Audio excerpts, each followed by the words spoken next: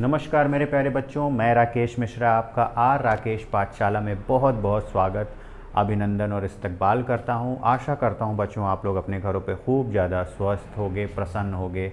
बच्चों हम लोग पढ़ रहे थे सरफेस एरिया वॉल्यूम और लगभग हमने उसमें हर तरह के शेप के बारे में पढ़ लिया था। बच्चों आज हम लोग एक नए शेप के बारे में पढ़ेंगे, फ्रस्टम।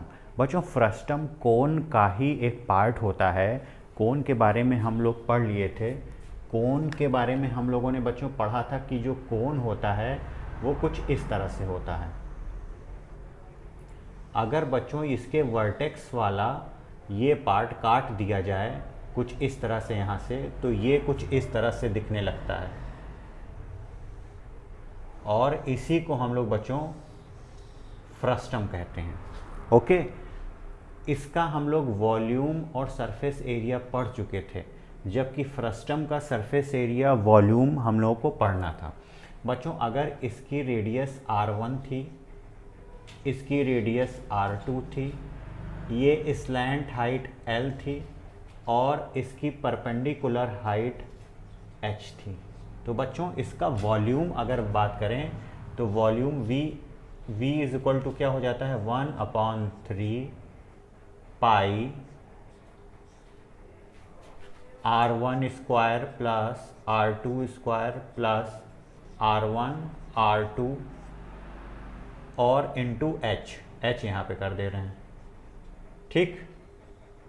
और सरफेस एरिया बच्चों क्या हो जाता है, पाई r, यहाँ पे r2 है तो पाई r1 plus r2 into L। यहाँ पे इस तरह से इसका सरफेस और टोटल सरफेस एरिया बच्चों निकालना होगा। टोटल सरफेस एरिया तो क्या हो जाएगा, कर्व सरफेस एरिया प्लस आपका नीचे जो बेस है उसका पाई r2 स्क्वायर प्लस ऊपर वाले का पाई r1 स्क्वायर। ये बच्चों आपका टोटल सरफेस एरिया हो जाएगा, क्योंकि दो ऊपर और नीचे सर्कुलर पार्ट हैं उनका सरफेस एरिया ये होगा और कर्व सरफेस का ये हो जाएगा। और बच्चों वॉल्यूम होगा h/3 पाई r1 square plus r2 square plus r1 r2 का। प्यारे बच्चों ये क्वेश्चन नंबर फर्स्ट एक्सरसाइज का है कुछ इस तरह से। A drinking glass is in the shape of a frustum of a cone of height 14 centimetre.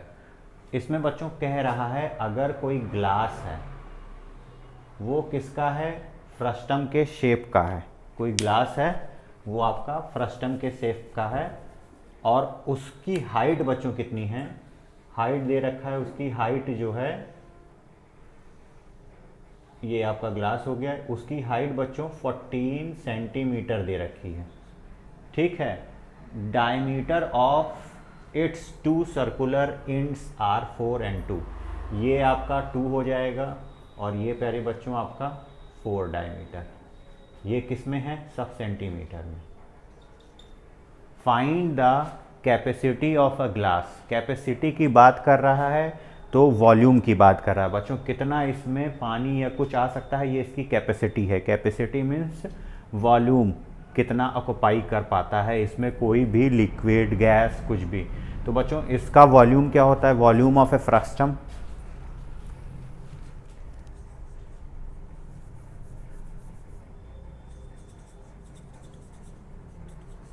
ये क्या होगा, वॉल्यूम के बराबर होगा। और वॉल्यूम क्या होगा फ्रस्टम का बच्चों, हम लोग ने पढ़ा था 1/3 pi r1 square r2 square plus r1 r2 into h, ठीक। 1/3 पाई की वैल्यू 22/7। r1 कितना हो जाएगा बच्चों, इसको अगर r1 मानो r2 मान लो तो एक को अगर हम r1 निकालते हैं तो कितना निकल जाएगा, अपॉन 2 करेंगे 1, r2 कितना निकलेगा 2, दोनों ही सेंटीमीटर में होंगे। तो ये 1 का स्क्वायर 2 का स्क्वायर 1 इंटू 2, ये 2 और h कितना है 14। ओके, 7 से काटेंगे, 7 दूनी 14। अब क्या हो जाएगा 1/3 इंटू 22, 1 + 4 + 2 इंटू 2। ओके, अब और सॉल्व कर लेते हैं। 22 ये मल्टीप्लाई करेंगे तो कितना हो जाएगा, 2 और 22 44/3, और ये कितना हो जाएगा, 6 1 7 7 होगा। अब इसको मल्टीप्लाई कर देते हैं, 7 चौक 28 की 8, 2 7 चौक 28 29 30, यानी कि इतना। ये क्या होगा आपका सारा सेंटीमीटर क्यूब में। आंसर ये भी दे सकता है, अगर मिक्स फ्रैक्शन में देगा तो बच्चों कैपेसिटी वॉल्यूम कितना होगा, 3 3 1 जा 3 0 और 3 दूनी 6 और 2 यहाँ पे, इतना सेंटीमीटर क्यूब ये भी आपका बच्चों वॉल्यूम होता है। ठीक है, तो इस तरह से हम लोग फ्रस्टम के बारे में पढ़ लिए कि फ्रस्टम क्या होता है और उसका volume, surface area, total surface area क्या होता है, और हम लोगों ने एक्सरसाइज का पहला क्वेश्चन देख लिया, वॉल्यूम कैसे निकालना है। आई होप बच्चों आज का सेशन आप लोगों को समझ में आया होगा, पसंद आया होगा। अगर आप चैनल पे नए हो तो प्लीज़ लाइक करना, सब्सक्राइब करना, शेयर करना। आगे के सेशन में हम आगे के क्वेश्चन लेके हाजिर होंगे, तब तक के लिए प्यारे बच्चों दीजिए इजाज़त, नमस्कार।